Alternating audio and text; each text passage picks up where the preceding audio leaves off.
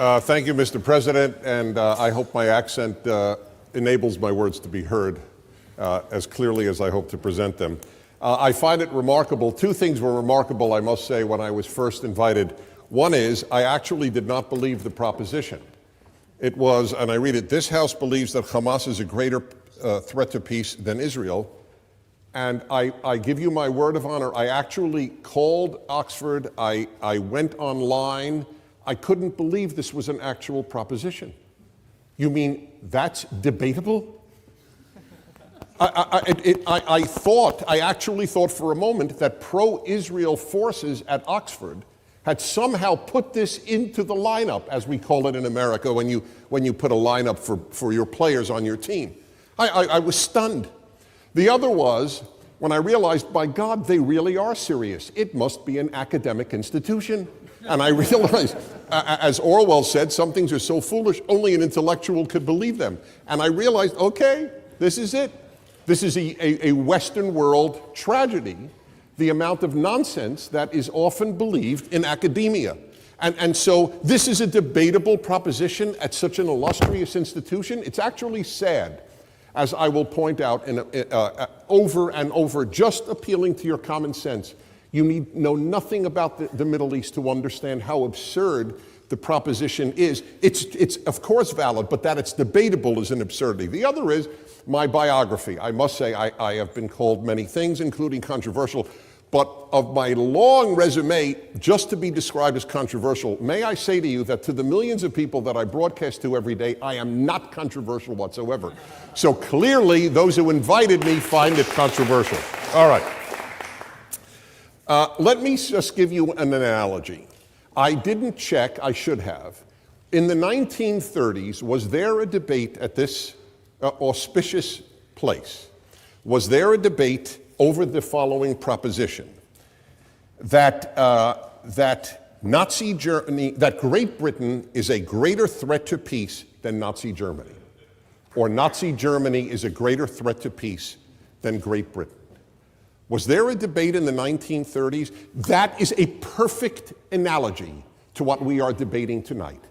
Nazi Germany is to Israel what Nazi Germany was to Britain, what Hamas is to Israel. Whether you agree with Israeli policies or not, and I don't agree with all Israeli policies, it is irrelevant.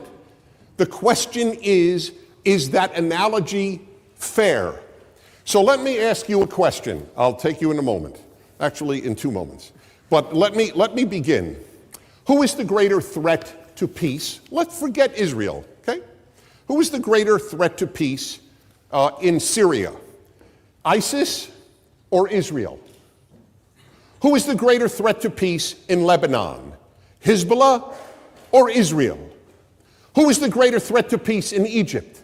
The Muslim Brotherhood or Israel? Do you understand? In every case, everyone in this room would acknowledge that ISIS is a greater threat to peace in Syria than Israel.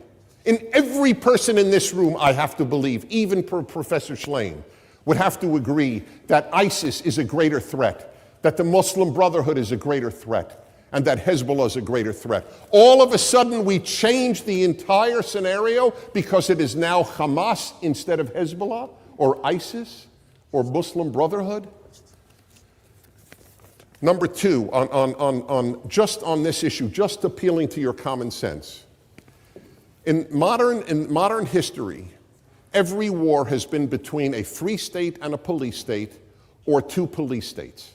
I cannot think of a 20th century example of any other.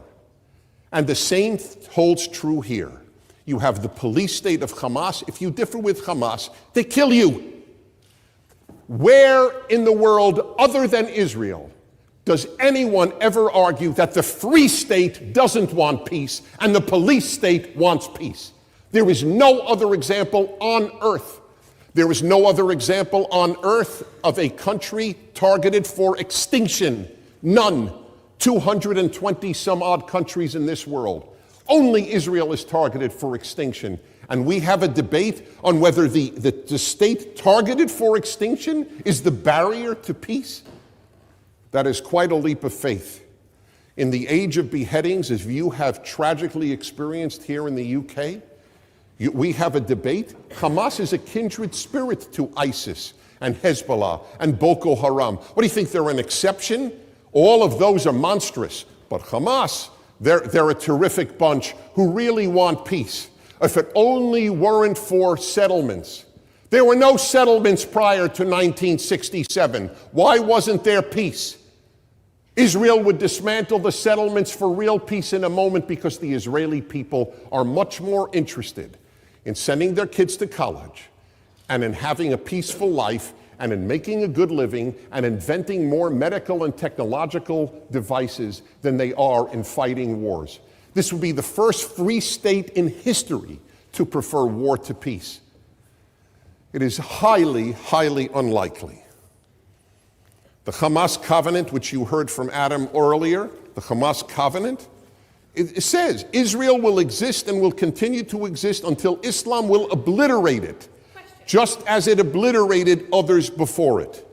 If I could have extra time, over 8 minutes, I would take your question, but I have too much to get through. The Islamic resistance movement is a distinguished Palestinian movement whose allegiance is to Allah and whose way of life is Islam. It strives to raise the banner of Allah over every inch of Palestine. Yale University translation. I'm sure they didn't use inch in the original. On that exact point. So that is what Hamas is devoted to.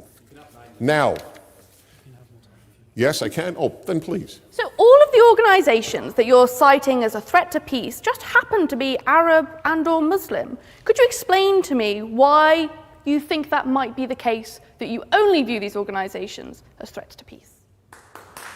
I don't. Okay.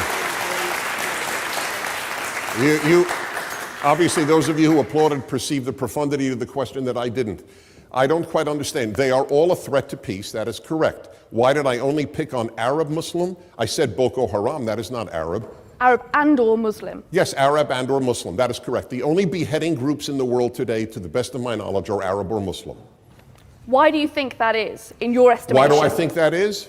Sad to say, it was answered by Arab intellectuals at the United Nations, because the Arab world is a benighted place at this time.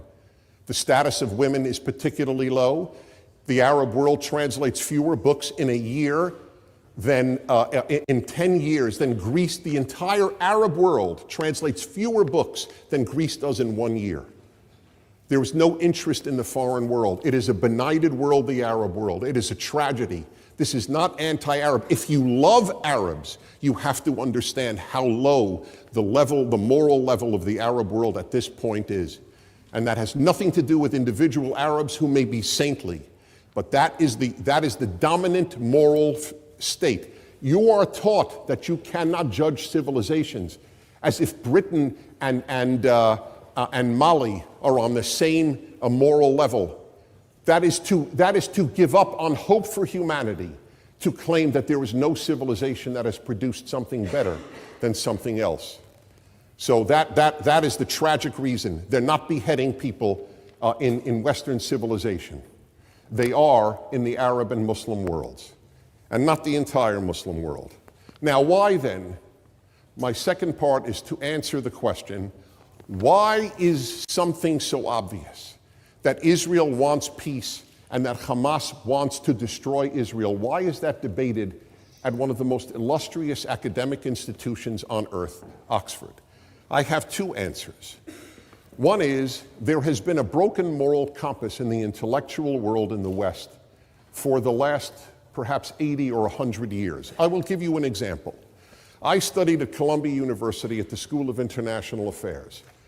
I was taught by brilliant, and they were brilliant, professors that the United States and the Soviet Union were moral equivalents. It was capitalism versus communism. Two economic theories, that's all. Neither was better than the other. You may not recall, because you weren't born, many of you, but Ronald Reagan, the President of the United States, called the Soviet Union at one point an evil empire. He was lambasted. He was declared by Columbia and Harvard and Yale and Princeton and the New York Times a fool for having the temerity to make a moral statement about the Soviet Union, a place that had created the Gulag Archipelago and killed 40 million of its own people, not to mention a genocide in Ukraine. That is what I tell you, students, that's what has taken over in Western universities, a broken moral compass that truly calls evil good and good evil. I went through this, and I'm afraid many of you are going through this. This evening is one such example. And finally, the media. The media gives you a jaundiced view of the world. Gaza starts a war to kill as many Israelis as possible. And all you see on the BBC and Sky News, as we see in America on our TV, is dead Gazans. That's all you see. I shudder to think if in World War II the same media covered World War II, you would have seen far more dead German civilians than dead British civilians. But it takes a very, very frail moral mind to believe that you determine right and wrong by the number of dead. That's what we are told. Look at how many Gazans were killed and how few Israelis. Well, look at how few Brits were killed and how many more Germans were. Does that make the Germans right in World War II? That's the facile moral thinking that pervades our world. So I end with this, and that is, it would be a tragedy, in my opinion, if it came out, if it were known, the Oxford Union actually determined that Israel and not Hamas were the greater threat to peace. Outside of the world of academia, it is pretty clear. It's got to be clear here too. Thank you very much.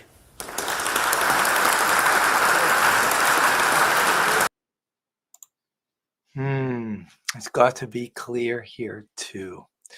Wow, could you imagine in the world of academia, it is so true that there is no clarity. Why is that? Why would that be? My suggestion is as follows. The world of academia today is a godless world. It is a world that's just based on rationality. And when you base reason, rationality on the human being and what they come to, well, I suggest that that's what the Nazis were. The Nazis were very rational. They were very ahead of their times in the arts and the sciences, and they became the depraved people that they were, the Nazis. Why? A godless world. Now, there's a lot of people who've done acts of evil in the name of God, no doubt, throughout the ages. But today, in the day and age that we live in, if we introduce the notion that there is a God and that my life matters and all life matters because it's created in the image of God, and that I have a purpose, a God-given purpose, those notions that people would live with today would change the world for good. So the so-called intellectuals don't live with that notion. Why? Because that way they could ascribe values. They could decide what the values of society should be, rather than submit to God and the values that God gives us in the 10 Commandments and the 7 Noahide universal laws of all of humanity. As the Torah teaches us, the mind doesn't want to submit to anything greater than itself. It wants to rule. So academics want to have the freedom of the mind that they could rule, rather than to acknowledge that there's something greater than me that I need to submit to and follow God's need of us. And his need of us is that we follow a higher purpose, a purposeful life, a life that everybody has a value. If we just did those simple little things, boy, would the world look differently. Think about it. What are your thoughts on that? To learn more about this, join me daily for Tanya, mystical teachings from the Torah that teach us how to empower ourselves, how to have mastery over ourselves. Not mastery over others, but over myself. That I can have the proper control of who I am and what I need to be, what God needs from me, and to live a greater divine life. Every day, 9:30 a.m. live on on many platforms. YouTube, youtube.com/Tanya Rabbi. Try it out.